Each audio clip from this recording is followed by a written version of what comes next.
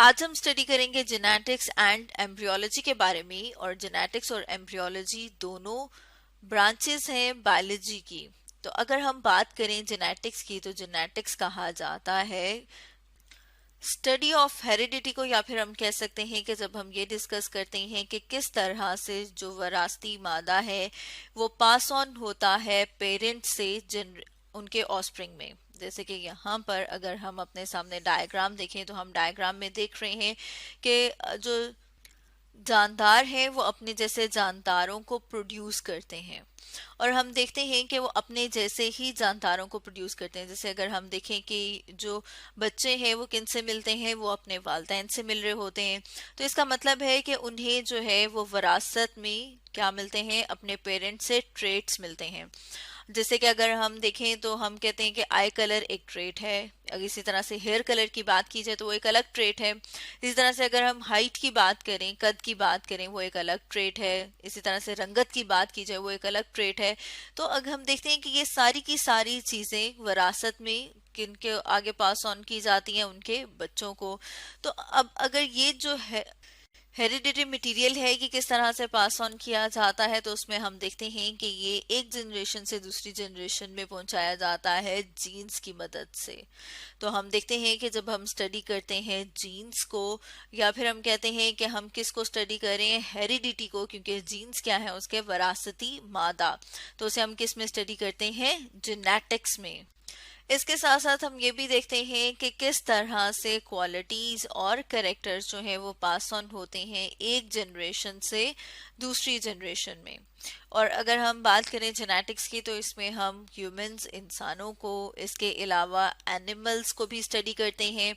इसके अलावा अगर हम बात करें प्लांट्स की, तो जैसे कि हम जानते हैं कि जो प्लांट्स हैं, पौधे हैं, वो भी क्या है, वो भी लिविंग ऑर्गेनिजम्स हैं। तो इसी तरह से हम देखते हैं कि वो भी क्या करते हैं, अपने ट्रेड्स को पास ऑन करते हैं अपनी नए आने वाली जनरेशन में। जैसे कि अगर हम फ्लावर की बात करें, फूल की बात करें, उसका कलर और उसका साइज, या फ्रूट की बात की जाए कि जो फल होगा वो उसका क्या साइज होगा, या फिर जो है वो एक पौधे पे कितने फल लगेंगे, ये क्या है, ये भी मुख्तलिफ तरह के ट्रेट हैं। ये भी जीन्स के जरिए से ही पास ऑन होते हैं, मतलब मुंतकिल होते हैं उनकी आने वाली जनरेशन्स में। और ये जितने भी ट्रेट हैं ये पास ऑन किस तरह से होते हैं, जैसे हमने पहले बात की थी कि जीन्स के जरिए से। तो अब अगर हम साथ में बात करें कि जो जीन्स हैं वो कहाँ पर मौजूद होते हैं, तो जैसे हम जानते हैं कि जितने भी लिविंग ऑर्गेनिजम्स हैं, जितने भी जानदार हैं, वो सब किससे मिलके बने हुए हैं, सेल से। अब सेल के अंदर खास किस्म के स्ट्रक्चर्स मौजूद होते हैं, जैसे यहाँ पर हम देख रहे हैं कि इसके सेंटर में मौजूद है न्यूक्लियस।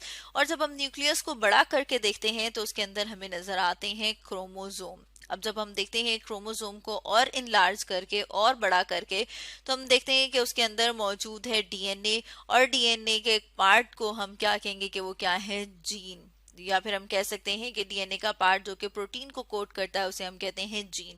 अब ये जो जीन्स हैं ये रिस्पॉन्सिबल हैं, या फिर हम कहते हैं कि इनके जरिए से जो ट्रेट होते हैं वो पास ऑन होते हैं पेरेंट से उनके बच्चों में। जैसे यहाँ पर हम देख रहे हैं कि इनको देख के पता लग रहा है कि ये जो है वो इनके पेरेंट्स कौन होंगे।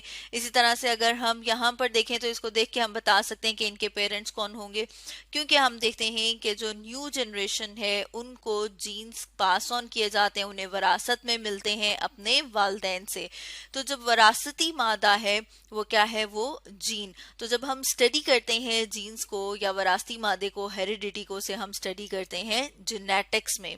अब अगर इसी तरह से हम बात करें बायोलॉजी की दूसरी ब्रांच, जैसे कि हमने बात की थी एम्ब्रियोलॉजी, तो एम्ब्रियोलॉजी बायोलॉजी की वो ब्रांच है जिसमें हम स्टडी करते हैं कि किस तरह से एक नया ऑर्गेनिज्म, एक नया जानदार बनता है।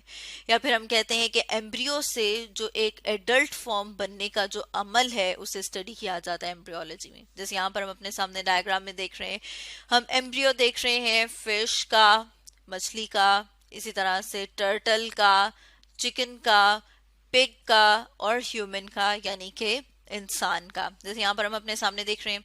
अब हम देख रहे हैं कि मुख्तलिफ डेवलपमेंटल स्टेजेस हैं। जैसे यहाँ पर हम देख रहे हैं कि एम्ब्रियो से क्या होता है, सेल्स डिवाइड करते हैं और ऑर्गन्स बनने शुरू होते हैं। फिर उसके बाद हम क्या देखते हैं, क्या बन गए, पूरे के पूरे सिस्टम बन गए और उससे पूरा का पूरा एडल्ट, यानी कि अब हम देख रहे हैं कि फिश के एम्ब्रियो से क्या बन गई है, फिश बन गई है।